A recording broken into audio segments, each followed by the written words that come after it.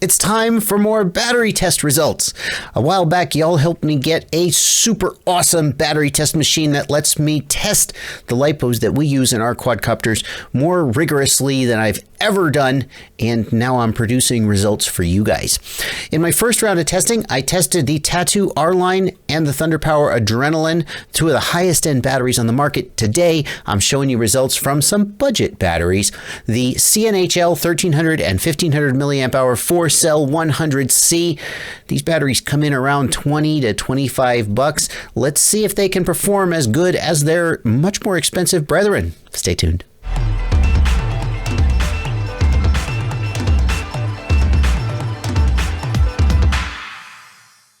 I'm Joshua Bardwell, and this is FPV Know-It-All, where you'll learn everything you need to know to get your quad in the air, make it fly its best, and just everything you need to know to enjoy the great hobby of FPV. And today we're talking about batteries. You know, manufacturers make all kinds of claims about their batteries. 100C, 120C, C rating and a milliamp hours and $38 or $25. Oh, what should you buy? Well, I'm here to try and cut through some of the bull. I'm testing these batteries rigorously and consistently to produce results and help you figure out which ones are better and which ones are worse. And we're just going to get straight to the results. Let's look at them. And in order to look at the results, we're going to go to this test report that I've created. And by the way, if you're not interested in listening to me talk through the results for 10 or 15 minutes, there's a link to this report down in the video description. You can download both of these PDF files and you can just check them out. There's also product links if you want to go purchase one of these batteries after the results of this test down in the video description. However, I will point out, I will make some comparisons and additional information in the video that's not in the reports because I want to keep the reports like tight and compact and simple, and the video can maybe be a little more expansive. So we'll start by looking at this report for the 1300 milliamp hour 100C. And the first test that we do is called the capacity test. In the capacity test, we discharge the battery at 1C, so in this case 1.3 amps, and see how many milliamps it discharges. And we do that in order to find out if the milliamp hour rating on the label is accurate, if it's over or if it's under. Now, a lot of people have noticed that CNHL batteries tend to be a little bit bigger and a little bit heavier than equivalent milliamp hour batteries from other vendors. And some people have wondered if that's how CNHL is getting their performance. You see, a larger battery can discharge more amps easier. It's like if you're trying to squeeze water out of a sponge, which is actually a way more accurate metaphor for what a battery is doing internally than you might think. If you have a great big sponge sopping with water and you want to squeeze a cup full, you just squeeze it and it comes right out. Whereas if you have a little sponge, you got to squeeze the dickens out of it to get the same amount of water out of it, right? So some people suggested that CNHL batteries, they underrate their capacity, which allows them to boost their C rating compared to other guys. Now, if that were true, that would be, well, not the end of the world. If it were true, at the end of the day, if your quad flies, your quad flies. But let's see if that turns out to have been true or not. In the capacity test, the 1300 milliamp hour battery discharged 1,341 milliamp hours, which is indeed more than 1300 milliamp hours. That is 103% of its rated capacity. And by the way, I say batteries because I was testing two batteries. I bought two separate batteries. And by the way, I bought those batteries at retail using a secret shopper, not using my own name and address because sometimes people recognize it. So we're trying to keep these results as neutral and objective as possible. They discharge an average of 1,341 milliamp hours. And if we look at the discharge curve, here it is. There are the two batteries and their discharge curve. We can see that one of them gave a little bit more than the other, but the average was in fact 1,341. So you might think, maybe they are slightly underrating their capacity. 1341 is a fair whack of the way to 1350, but on the other hand, it's only 3% off. But on the other hand, most batteries come in a little bit low. So maybe there's some truth to that. We'll come back to that. The next thing we do is what I call the constant current test. And what we do in this test is, let's go to the graph, the discharge graph. What we do in this test is we discharge the batteries at 10 amps. and then we discharge them at 20 amps, and then 30 amps, and then 40 amps, and then 50 amps. And here are the discharge curves for the two batteries. So here's battery number 1 and battery number 2. And we discharge them at increasing amps. And as the amps goes up, the milliamp hours that we get out of the battery goes down because more of the battery's energy is wasted as heat due to the internal resistance and the resistance of the wires. So we stop the test when the battery fails to discharge at least 50% of its rated capacity. And as I've said in previous wrap-ups, that 50% number is a completely arbitrary number. What I find is that when the battery has failed to discharge 50% of its rated capacity, then things tend to kind of just drop off a cliff after that. But it's an arbitrary number, but it's the number I've chosen, and it's the same for all the batteries that I'm testing, so that allows you to compare how they perform relative to each other. What we see for this battery is that at 50 amps, they exceeded 50% of their rated capacity, but at 60 amps, they just barely did not. And in fact, what happened is that one of the batteries exceeded 50% and one just barely did not. So I actually reran the test to try and get more consistent results, and it happened again. One of the batteries did not reach 50%. One of the batteries did reach 50%. To put that into numbers, at 50 amps, the batteries discharge 851 milliamp hours, 63% of their capacity in 61 seconds. So they discharge 50 amps for 61 seconds. And at 60 amps, they discharge an average of 603 milliamp hours, which is 45% of their rated capacity in 36 seconds. So by that standard, I call this battery a 50 amp continuous discharge pack. And if you want to go back and compare it to other packs that I've tested, and in fact, I'm going to do this at the end of this video, so you don't have to.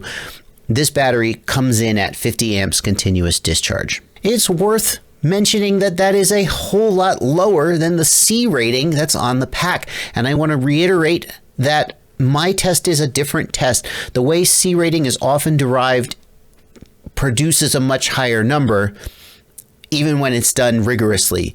There is a rigorous and scientific and meaningful way of measuring a battery's C rating that will produce a higher number than I'm producing. For example, the way that C rating is typically measured in the industry involves testing a single cell without battery leads on it. Battery leads add resistance, right? So you're going to get a higher number that way. It is absolutely true that the C rating on the side of batteries seems to a lot of people like it's made up from thin air.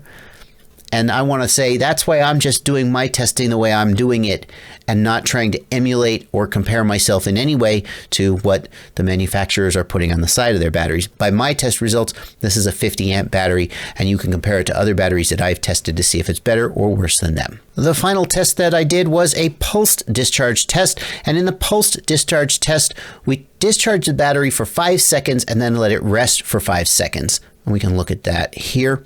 The purpose of this test is that some batteries may be better at recovering quickly and other batteries may be better at long sustained discharge. And in fact, recovering quickly from a pulsed discharge is more like what we're doing with our quads most of the time. We're not at full throttle very often or for very long. So in the post-discharge test, the standard that I use is that the battery must complete 3 complete pulses. Again, I just pulled this number out of thin air, but it's the same number that I'm using for all the batteries, so it'll be a way of comparing them to each other. And we can see here that at 60 amps, the battery completed 1, 2, 3, 4, 5, 6, 7 pulses. At 70 amps, it completed 1, 2, 3, 4 pulses. That's the green line. And at 80 amps, it completed 1 pulse. So by my standards, we would call this battery 70 amps for the pulsed discharge, 50 amps for the continuous discharge. What about the 1500 milliamp hour? For the 1500 milliamp hour, the capacity that it discharged was 1,480 milliamp hours. This is slightly below its rated capacity. And so the question of, well, is CNHL overrating or underrating their milliamp hours? Here we have a couple batteries that came in a little high, a couple batteries that came in just a slightly low. Hard to draw a conclusion from that. For the 1500 milliamp hour, at the constant current test, it achieved 60 amps.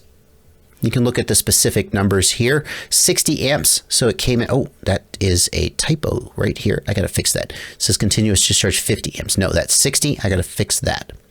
In the pulsed discharge test, it also achieved 70 amps, which is the same as the 1300. However, if we look at the actual results, we can see that the 1500 did better in the 70 amp and 80 amp test. The 1500 battery, it did better in all of them.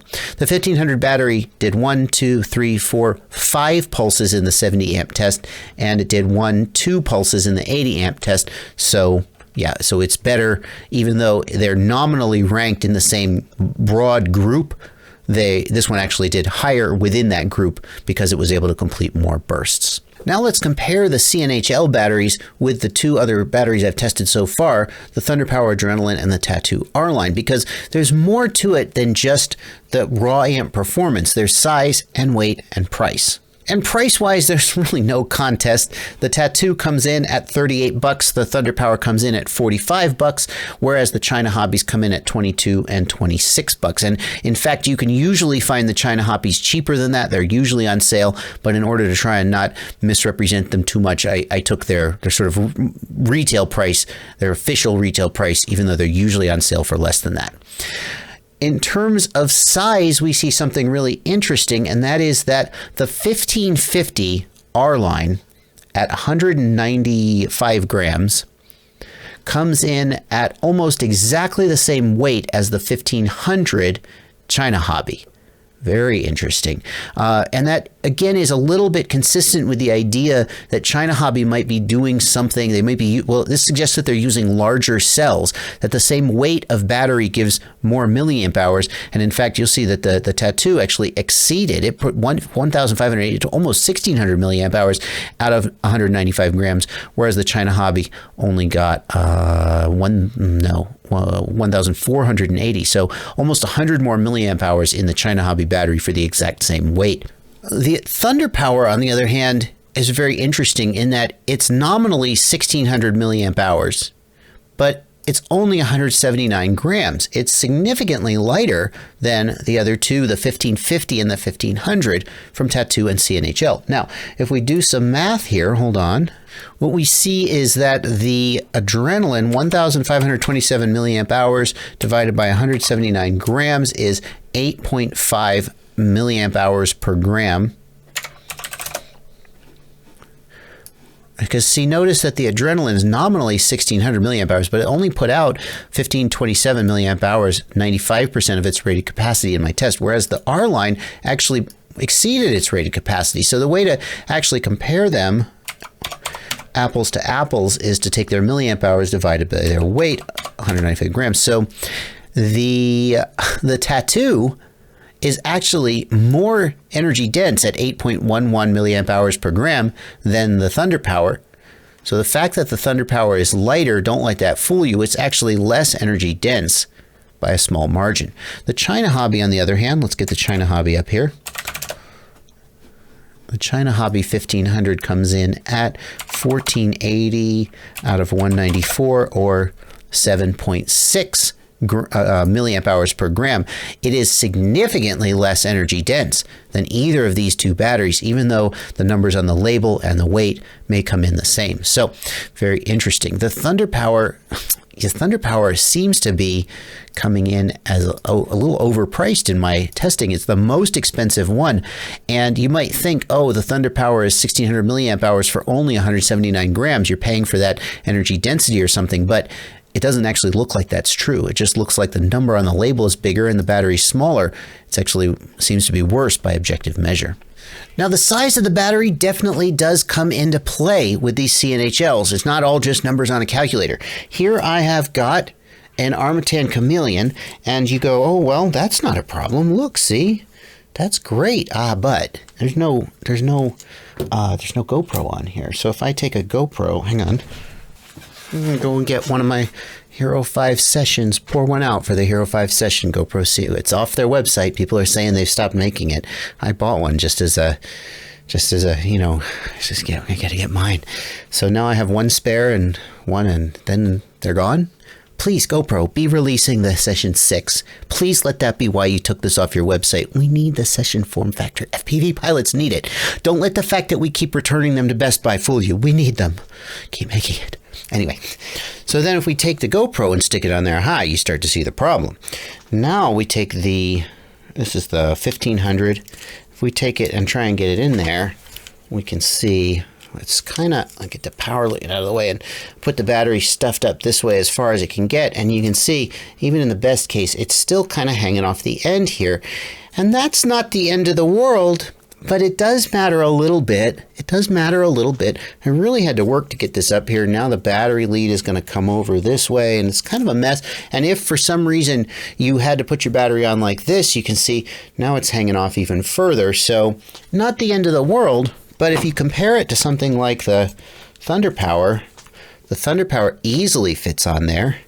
Okay, you say, well, the Thunder Power is smaller, but even the Tattoo completely fits on the bottom, on the end there, and that certainly matters a little bit.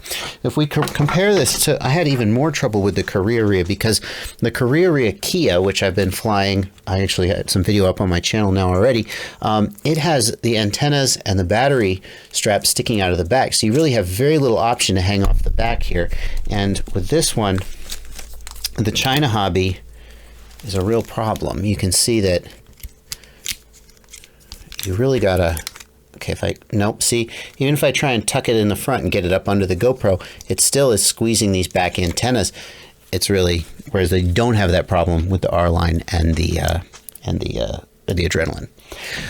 Now, if you've got a quad with a bottom mount battery, this is really not a problem. If you don't run a GoPro, this is really not a problem, but it certainly is something to keep in mind with these CNHL batteries. As far as the battery's ability to deliver current, you can see that the CNHL are doing very well. The 1500 came in at 50 and 70 amps. The 1300 also came in at 50 and 70 amps. The 1500 was almost a 60 amp pack, but it just barely didn't quite make it. So it's a very, very good 50 amp pack.